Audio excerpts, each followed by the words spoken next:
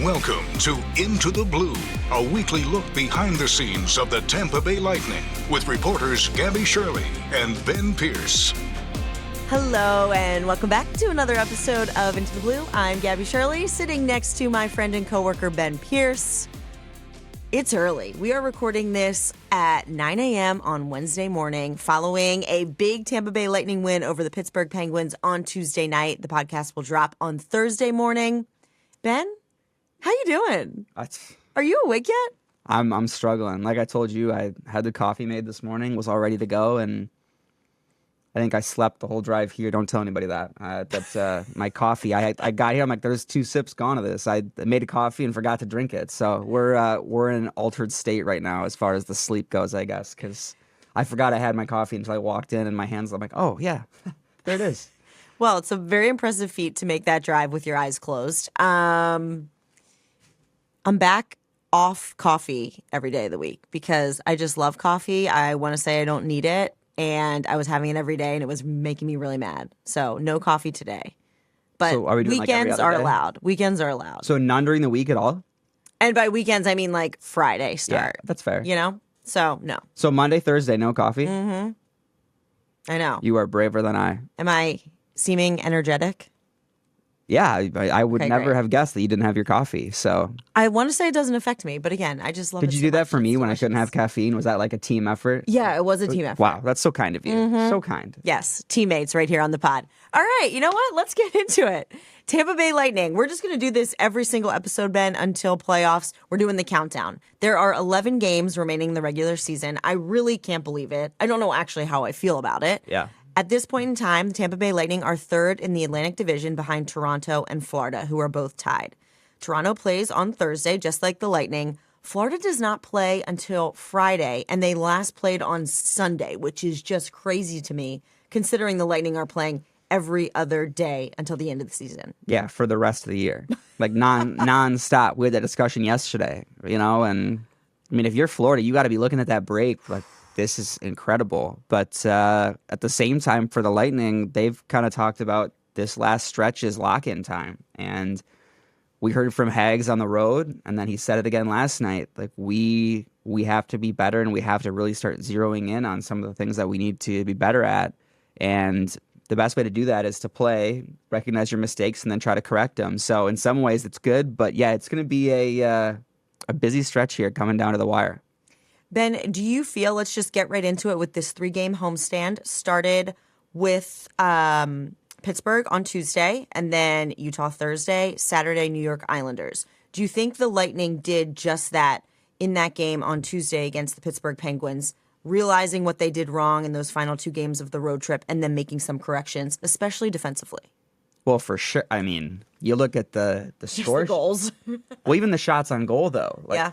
I think they had 5 shots on goal in the first and second period, Pittsburgh did. So they were doing a really good job of not just limiting scoring chances, but chances in general. I mean, you look at the last couple of games from the weekend, and it was like, this guy gets a shot, this guy gets a shot. And one of the things we talked about on the radio last week during the game was all those chances were coming directly in front of the net. Like, they were grade A scoring chances. We really didn't see that at all last night. Right? Pittsburgh got the 1 goal in front, which was probably technically a grade A scoring chance on the redirect. But other than that, there really wasn't a ton of moments where you're like, oh boy, They were the protecting Penguins are the middle of pushing. the ice. And they were doing a really good job of that. And Coop spoke on that part post-game saying, like, we really focused on tightening things up defensively. I thought it was pretty obvious, pretty clear, and you got to give them credit because you're coming off a road trip, a weekend back-to-back, and you got basically 1 day to turn it around and say, okay, let's figure this out. And I thought they did a really good job against a team that, yes, is down from where they've been the last couple of years. But how many times yesterday did you hear the words, if Sidney Crosby's on the ice, you just never know, right? Like, they've got some very talented players on that team yet. And I think we saw a really sound defensive effort from everybody.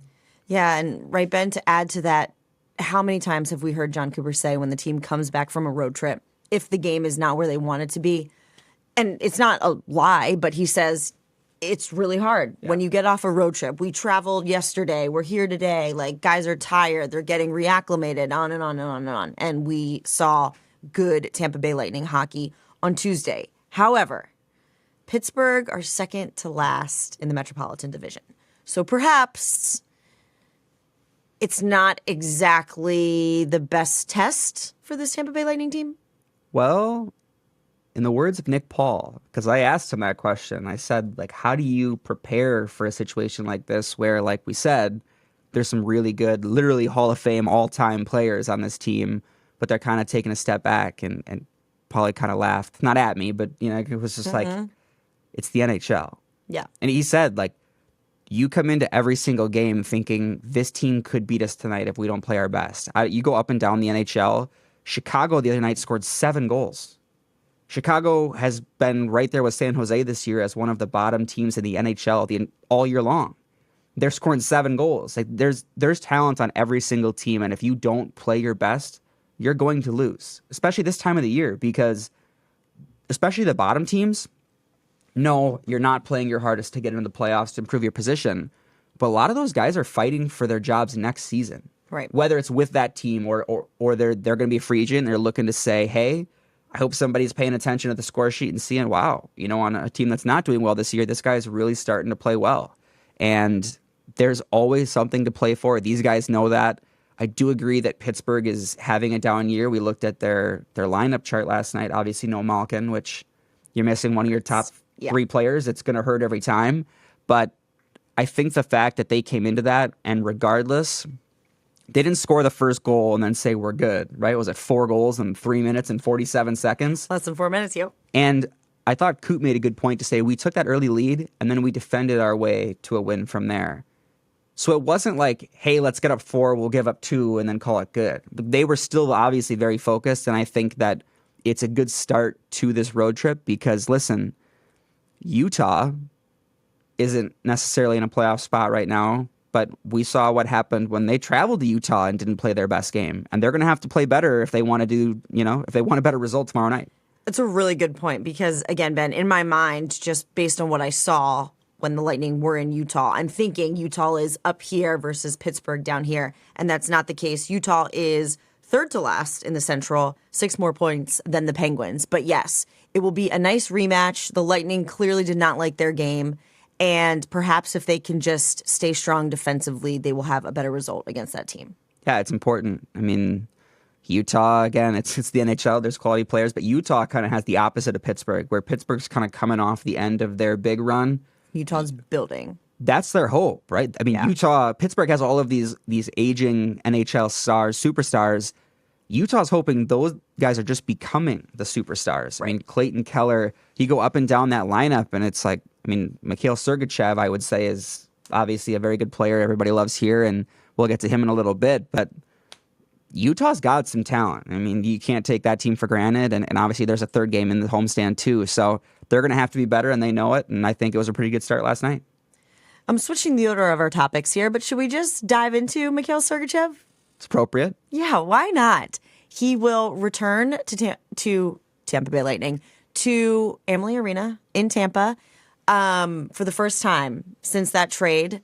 He spent 7 seasons with the Tampa Bay Lightning, and they were 7 memorable seasons. Ben, I know you were not here for them, but he was a huge part of the team, a huge part of the defense back there, and just a great all-around individual, which I feel like you have learned, and we say it all the time. We say what great characters we have in that room.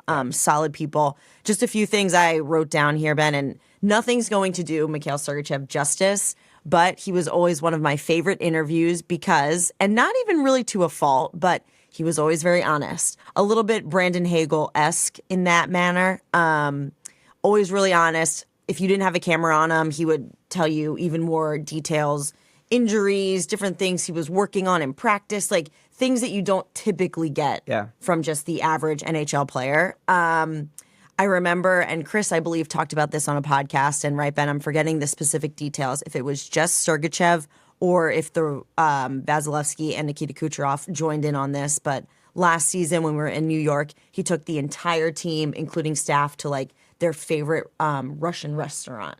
And it was all these Russian foods. Like here in Tampa? Delicacies in New York. New York. Oh, you literally just said and that. like treated us all to that experience, which was really, really cool. Cool.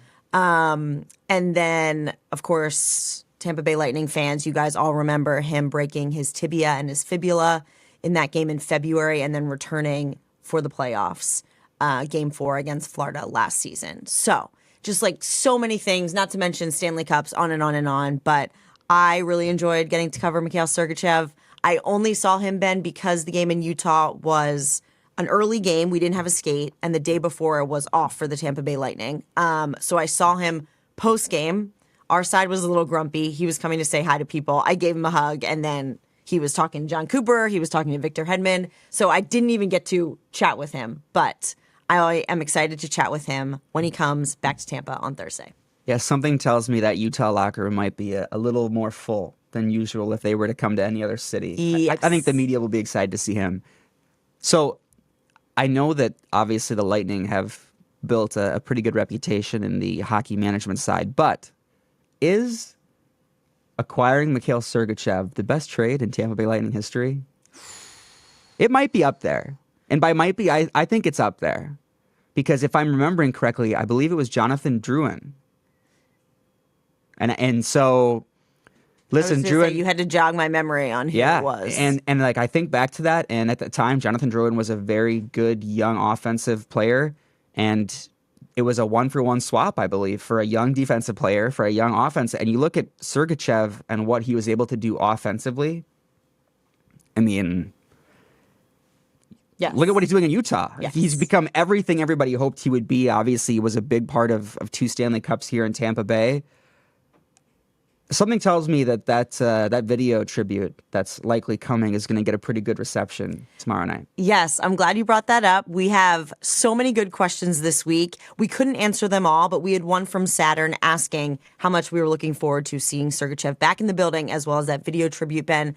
I thought we would touch on it here. Yes, there's a video tribute in the works, and our video team is the best there is. Yeah. I'm not going to shout out a name just in case I got it wrong, but I think I did hear which individual was working on it, and his work is just perfection. So I'm really excited to see that tribute. I have not gotten any sneak peeks. I don't know the theme. I don't know the moments, the music. I can't wait to see it. Yeah, it'll be good. And I believe, if I'm remembering correctly, some of the guys talked about facing Sergachev for the first time before they went to Utah and said, yeah, it'll be kind of weird being on the other side of it. But they said they really looked forward to it because obviously he's a good friend. You love competing against really talented players. He's just that. And then you throw in the fact that he's got some best friends here at Amalie Arena. So I'm sure it'll be a great reception. And something tells me that Lightning bench, too, will be giving him some stick taps when that tribute goes. So it should be a great, great night. 100%. So many friends on this Tampa Bay Lightning team, Ben. Yes, I spoke to Andrei Vasilevsky, who's one of his best friends. Vazzy said they text nearly every day. He said they don't really say a whole lot via text, but they're in constant communication. I assume there's a lot of silliness going on there. And then Eric Chernak, on a more serious note, said he was in the league with the Lightning a full year before me, and I learned so much from him. So, nice to hear. All right, moving on to 2 of our players, some big milestone moments. Anthony Cirelli, we are starting with him. He hits 500 NHL games on Tuesday against the Pittsburgh Penguins. Ben, I spoke to him in the second intermission. I spoke to him on the bench post-game and then in the room after the game. Poor guy. I was going to say, is he sick of you? He could not get away from me, and every time it was 500, like, tell me more about 500. And he didn't really give anything out of this world, Ben, but he just said, it's always a dream to play one. I can't believe I played in 500, and he had quite a game. I mean, you open the scoring in game 500, like you can't script it better than that, right? And then he says, why stop at 1, adds a second, and all of a sudden, before the first period's over, we're on Cirelli hat trick watch. So he's continued what's been a phenomenal offensive season, and you knew when we got Hags post-game that Cirelli was going to come up with the two best friends here that everybody loves so much, and I thought Hags made a good point, too, and maybe my favorite quote of the night was when Hags said, listen. Of course he did. Listen. Of course he started with listen. One of the catchphrases.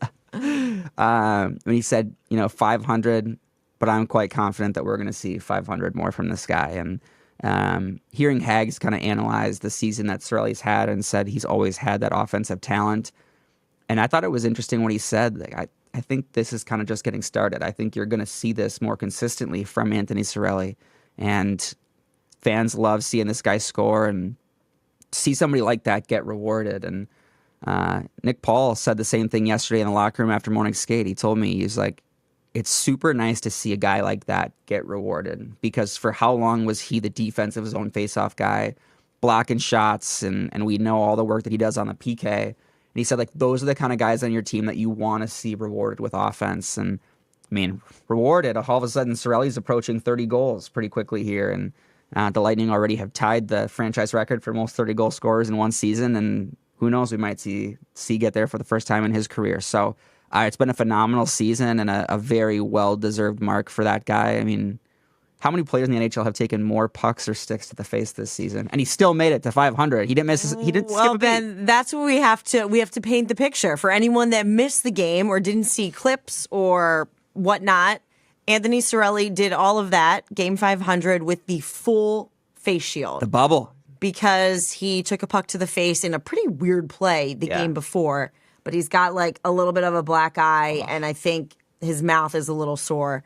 And again, it's just like it doesn't even face him at this point, which is just insane to me. I know hockey players are tough. Yeah. But that was another reminder. I mean, that couple weeks ago now, the guy was wearing a bubble and he had the stitches on the nose. You remember God, who was it that asked him, how's your face feeling? And he looked at him and was like, what's wrong with my face? Yeah. Like, you know, funny. He's got stitches and he's obviously still pretty sore, and just one of those guys that I don't know if he has a bad day because he just loves what he does so much. And it's been great to see him get rewarded with quite a few milestones now this year. Yeah, he's one of the good ones. Ben, just to make sure our listeners know that we are listening to you. Keith wanted to know about Anthony Cirelli's offensive production this season. Do his stats indicate a more productive season? And Keith, Ben alluded to it, but yes, he has the most points he has ever had, 52 points. His previous high was 45. Most goals he's ever had. His previous goal high, 20 goals on the season. He is now up to 26. He has 26 assists as well. He has hit the 28 mark in assists. So he's almost probably likely to surpass that.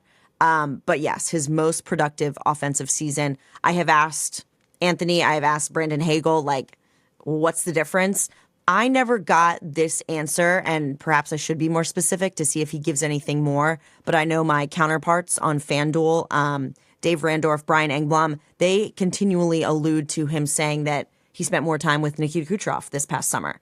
So perhaps that had something to do with it. I think you touched on it, Ben. Brandon Hagel just said, yeah, like this was always going to come, and I think he's just going to keep getting better offensively. Well, and the other part of that, too, is we talked so much about Hags and C, and I wrote a story earlier this season about their friendship. And when I talked to them for that story, I thought it was really interesting that you asked Brandon Hagel, who's also had a career season in every category, what makes you better? And he says, playing with Anthony Cirelli. And then you turn around and you ask Anthony Cirelli, what's allowed you to have this career year? And he says, Brandon Hagel brings a lot out of me. But they've said, like, Hags talked about how C really forced him to get better away from the puck and defensively. And he said that when you're playing well defensively, you're forcing turnovers, which means you have the puck. And all of a sudden you get the puck and your scoring chances go up because you're the one attacking. And so he said he learned that from C. And on the other side, Cirelli said that one of the big things he's learned from Hags is you don't have to defer. Like he said, Hags told him, like, why are you passing out of different situations? Because I think you're a better offensive player than maybe you give yourself credit for. And so it's interesting to see how two of the leading scorers for Lightning this season are really kind of pulling off each other to get better. And you need that out of guys. That's part of why they've been such a good pairing, is they make each other better. And we've seen it literally from game one this season. Well said. Last but not least on our topics here today, part two of this one, Ryan McDonagh will hit double the games of Anthony Cirelli, 500 to 1,000. He will hit 1,000 games on Thursday. Wow. Well, with all due respect to Anthony Cirelli, we talk about him taking pucks. I think Max got him beat pretty clearly. Ryan McDonagh does the same thing. And Ryan McDonagh's been doing it for just a few years longer. Obviously, C's been in the league for quite a while, but Ryan McDonagh is. You asked the guys, and a couple weeks ago, we asked the guys, everybody in the room, we asked to give us a couple words to describe Ryan McDonagh. And the two most used words were leader and warrior. And appropriate. I would say those are probably the two best words because the shot blocks, he's now approaching Brent Seabrook for, I believe it's 9th all-time, in NHL history for block shots. And just ahead of that is 1999, so he can become the 7th player in NHL history to block 2,000 shots. He's 6 away right now. It's an impressive thing, and you watch a guy like that go out there and just put his body on the line for the sake of winning, and it really does kind of ignite something in your group. And I mean, Ryan McDonagh last night, a goal and an assist too, right? He's still chipping in offensively too. He gets so much credit on the defensive side, but he's had a really good year offensively. I mean, we're talking about a guy who was a captain of an NHL team at a very young age in this league. And he's been a leader in this room, I believe, since the day he got here. And when we talked at the start of this season, one of the first things we talked about on this podcast was the re-addition of Ryan McDonagh and how excited everybody was, not just for the on-ice, but for what he brings to the organization. And so many guys have nothing but good things to say about Ryan McDonagh, and it's well-deserved. 1,000 games is an accomplishment that very few players accomplish, and you have to do a lot of things correct, and it all starts with your preparation. And I mean, I don't know if there's anybody that works harder than Ryan McDonagh. I mean, he's 35 years old, and he's out there playing like he's 25. So it's been a really cool thing to see, especially for a Wisconsin guy, to see a former Badger. You watch him win a national title in college, and now it's cool to kind of see him on the other side of that. So, yeah, I'm very excited for him and for his family, Ben. I had a chance to meet them. I've met them in the past briefly, but really sit down and chat with them when we visited his hometown for Bolt's Beginnings this past summer. He's sandwiched in the middle of two boys, and his mom and dad, as you would expect from just knowing Ryan McDonagh, are just phenomenal people. So just for them to perhaps be in town for this incredible milestone, celebrate it as a family. I'm really looking forward to, just as we mentioned, video tributes, different things that are going to be happening. Perhaps on the second game after he hits it, a ceremony will take place. But yeah, it's just a really, really cool milestone, and I love everything that comes with it. Yeah, there'll be a couple stories coming out this week on this milestone. So. One on Mac's hockey journey, and then you'll have to wait for Saturday. But obviously the 1,000th game is a big deal, and I know there's going to be a little something special planned for Ryan, so there will be a story following that on what's going to be a pretty cool reveal for Ryan McDonagh. TampaBayLightning.com. Go there. All right, we will get to our Blue Line segment. Again, lots of great questions. As always, you can call in 813-301-6749. We're going to start with this fun one from Kayla. She's always good with the questions, Ben. Yep. She pops up with some good ones. Her question this week: how do they decide who reads the starting lineup in the locker room for each game? Now, perhaps I actually don't have the exact answer for who is selected in the moment. But Kayla, I can tell you that if Victor Hedman reads the starting lineup and the Tampa Bay Lightning win, he will be reading it again the next game. They lose, they go to someone else. I don't know if it's at random, if someone volunteers, if the captain chooses. I'm not exactly sure how that process works. But again, someone reads it, the Tampa Bay Lightning win, they're doing it again. They lose, they got to change it up. Yeah, well, and obviously the ones that everybody loves is when there's the fans, right? The honorary captains or... when you get to see the kids come in and read them. And obviously there's been some clips of that on our Lightning social media channels this season. Those are the ones that stick out because, like, watching the guys get fired up, it's a pretty good way to amp up the fellas. But where does Gabby Shirley rank on the list? Like, hopefully never. Okay, well, because I think maybe that would be some content. Gabby Shirley reading the starting lineup? The best, and perhaps our fans have seen it, sometimes FanDuel cameras are in there. I know our video team can be in there as well, capturing these moments. And I feel that the best ones, obviously, you got to bring the energy. That would be no problem for me, Ben. But like I've said it before, I'll say it again. I think personally I could be entertaining, but I am not funny. I'm not funny. I'm not witty. I don't have the jokes. When I see the lineups, the ones that are memorable to me, it's players coming up with crazy nicknames, doing crazy motions. And I don't know if I could do that. So I think I would fall a little bit flat. Forgive me for not knowing this off the top of my mind, but was there a parent that did one this year for the Lightning? That doesn't. No, it wasn't the Lightning. It wasn't the Lightning, but there was an NHL team this year that had a player hit a milestone. Yeah, and sometimes players' kids have done it. Right, so they surprise them with a family member who comes in and reads it. And like those ones are, because a lot of times they don't tell the player. And so all of a sudden somebody comes walking in and that like pulls at your heart. But it's a small moment. I mean, no offense to me, but if I were to walk in and read the lineup, they'd be like, what are we doing? You think you're going to get booed off the stage? I mean, hopefully, like I said, I'd bring the energy, but I'm not going to be doing anything crazy. What's your go-to between names? You know, like starting at left wing, and then, you know, you say the name. I know a lot of times the guys clap or they go, hey, they give you something. Yeah, I would have to really think on that. You're gonna be one of those, it would have to be well rehearsed for me. Slow clap. Let's go. Come on. No slow clap. Yeah, I need higher. I need higher more energy. All right, I love it. It's a great question. But let's hope I never have to do that. Okay. I'm like getting like anxious in my voice thinking about it. Moving on. From Roman. What has been the best Lightning player interview this season? Any funny stories? Go Bolts. Well, just a reminder, this question applies to both of us. You guys may see my interviews on TV, but Ben is interviewing players left and right all the time. So Ben, I'm going to start with you. What sticks out to you from your first season with the Tampa Bay Lightning? It's going to be my very first interview working for the Tampa Bay Lightning. Whoa.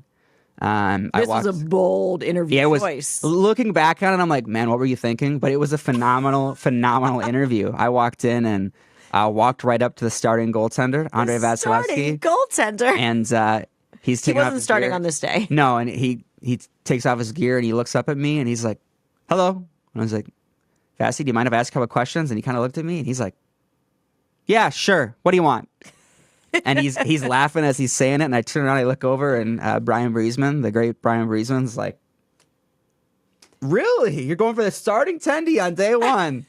And Vassy was fantastic. He had some great questions. Obviously, at the start of the year, we were nearing some Vassy milestones, and wanted to ask him how he was feeling ahead of his first healthy NHL season after last season, and just kind of what he thought about the team, what he did in his summer off, and he was fantastic, but he did give me a little bit of a hard time, like, who are you? What do you want? And after I introduced myself, he was phenomenal, but it was pretty funny, especially leaving the room to hear some of the reaction, like day one and you walk up to the starting goalie. Like that was bold, but he's been fantastic all year. So that one's always going to stick out to me as the first one talking to Vassy. Such a good one. He's always, like you said earlier, he's such a character too. The cliches and the funny jokes and the different things, and he's so funny, Ben. So good.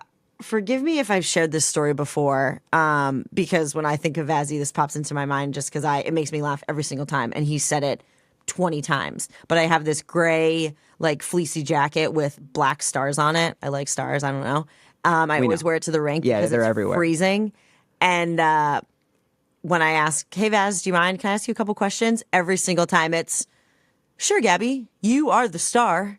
Like, gets me every single time. And I know it's coming. It's probably old at this point, and I still just absolutely love it. He's a character. Ben, we're really chatty today. I have a 10 o'clock, so we got to wrap this thing up. But I will comment just a few quick ones from my standpoint. Player interviews. I mean, you know this too. Some of the best, most authentic moments are when the camera's down. Yeah, sometimes I use it in a story, an in-game hit, etc. But that's when like you really get the true player. So I'm still striving to have them bring that out a little bit more when the camera is right in their face. But for when the camera is on them, one that stands out to me, probably recency bias. Ben, you and I discussed it. Gage Gonsalves coming off the ice after scoring that game-deciding goal in the shootout this past road trip. And he was wonderful. I love the tidbit about him saying that John Cooper just said, go end it, kid. And I noticed Gage and I talked about it after. I noticed it during the interview, and I don't usually notice much because I'm so laser focused on the questions, but he was shaking like a leaf. And I don't know what it was. I don't know if he knows what it was, but he said that like he came off the ice. We're moving. We're going to the next city. So the equipment guys are right there, taking his stick, taking his gloves. So he made it sound like he didn't like have anything to hold on to. But then the interview ends and I'm throwing it back to Paul Kennedy. And I hear him in the background telling our head athletic trainer, like, I'm shaking, dude. Like, he couldn't believe it either. And I noticed it during the interview. And like I said, I don't usually notice much. That made us both laugh because I talked to him about it after the fact. I mentioned Paul Kennedy, our lovely host on the show. This one's always a good one. Paul always throws it to me. So I typically say, thanks, Paul. And then I start asking a question to a player. It might be a bad habit, Ben, but I usually say, thanks, Paul. And then I say, Brandon, and ask him the question. It might just give me a second to kind of like collect my thoughts. Yeah. Anyway, when I do thanks, Paul, and then I go to Nick Paul. Thanks, Paul. Polly. Thanks, Paul, Nick.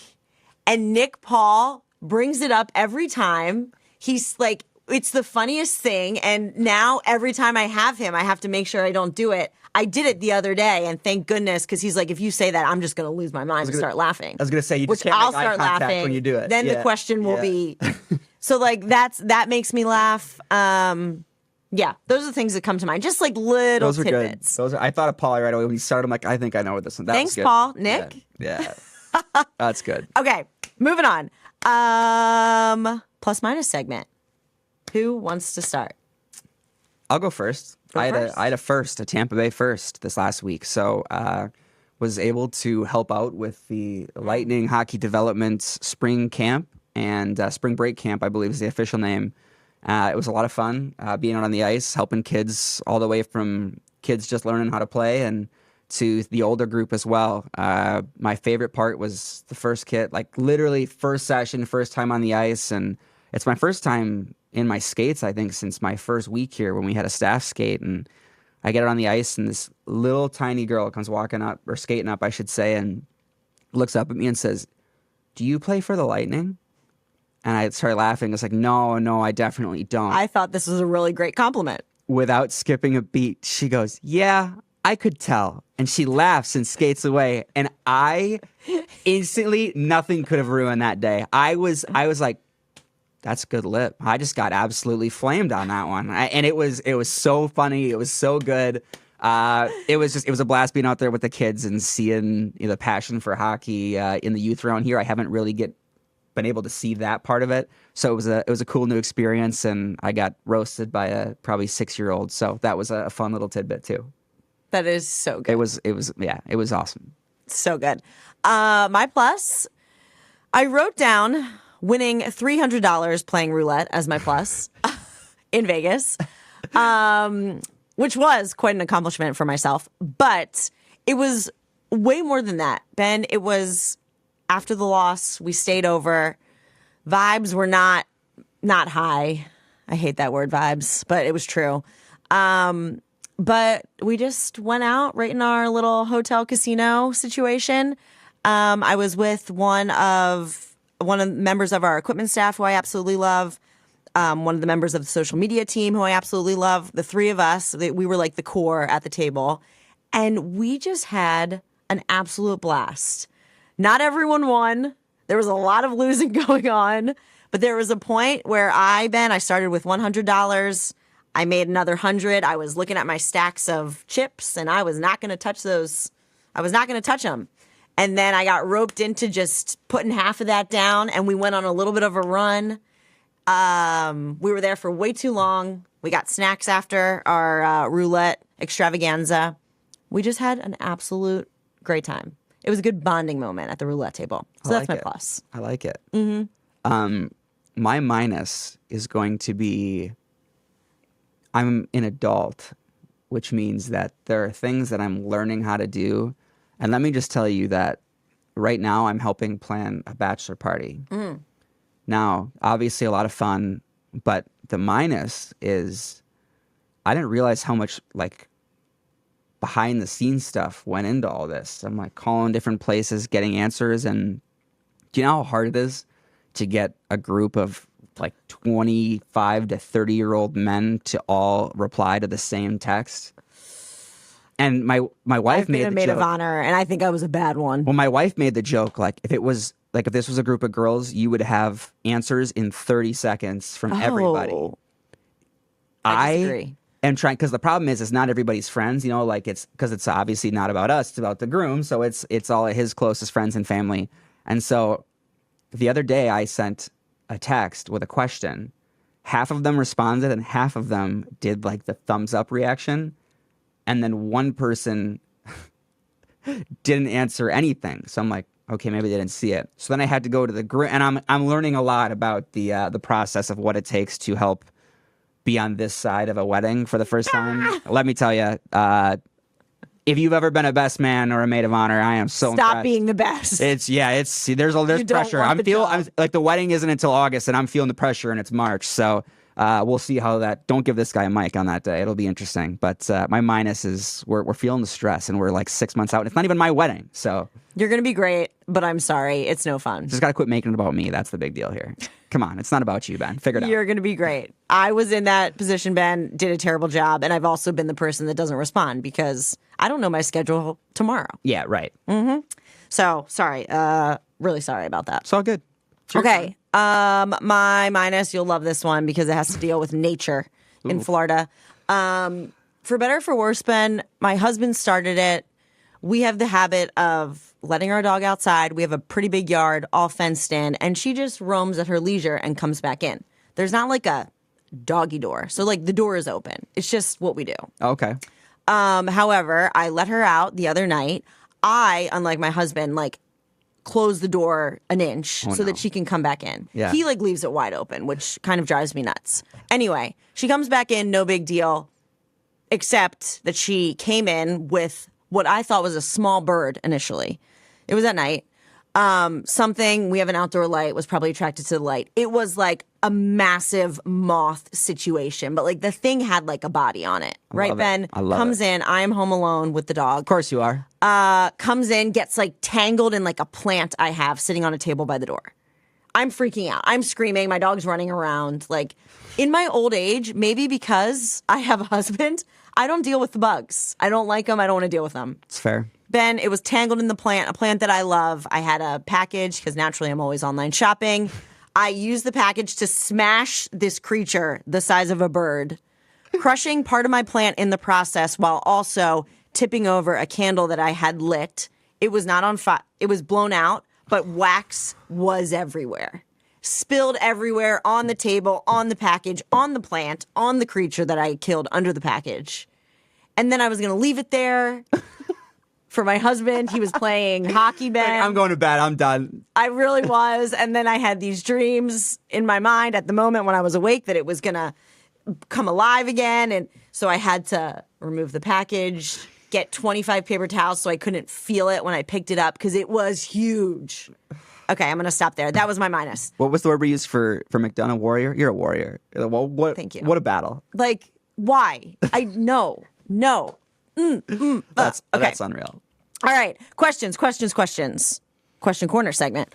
Old question. How will the Lightning penalty kill do on Tuesday against Pittsburgh? They were a perfect 1-for-1. And we do have a winner, Jackson. Oh boy. Congratulations. I don't know if you've ever won before and or even guessed, but thank you so much for doing so. A signed puck is coming your way. Ben, want to read rules and regs? Absolutely. Each Thursday morning during the 2024-25 Tampa Bay Lightning regular season, as the Into the Blue podcast is released, we're giving you a chance to win an autographed puck from a Lightning player. During the show, we will pose a statistical question related to the subsequent week's upcoming games, and you will have until Sunday night of that week to get your guess in. As to what the correct answer will be, you can respond to our post on X from the Bolts Radio account or email radio@tampabaylightning.com. We will pick one winner at random from all the correct entries, and no purchase or payment is necessary, but restrictions will apply. You can visit tampabaylightning.com/intothe-blue-rules for full rules, prize description, odds, and other info, and that is void where prohibited. Why don't you read our new question? Okay. So, is it here? Do I have it in front of me? Now I do. Perfect. And I came up with this question. I forgot what it was. Yeah, you Perfect. did. So, with Ryan McDonagh's big 1,000th game coming up here tomorrow, obviously the king of block shots, as we discussed, we would like you to guess. How many block shots will Ryan McDonagh record on Tuesday, April 1st, when the Tampa Bay Lightning take on the New York Islanders? So block shots in that single game by Ryan McDonagh, who, as we said, is approaching 2,000 career block shots. We'll see if he's there by that game. But how many block shots for McDonagh on April 1st against the New York Islanders? Great question. I love it. Hopefully we get lots of guesses. Guys, thank you so much for joining us for this episode. Like I said, it's early, but I think we pulled it off. Ben got more and more energetic as we went along. I cannot wait for that coffee. I just remembered that's there. Let's go. All right, on that note, we are leaving you, but we'll talk to you again next week. Thank you.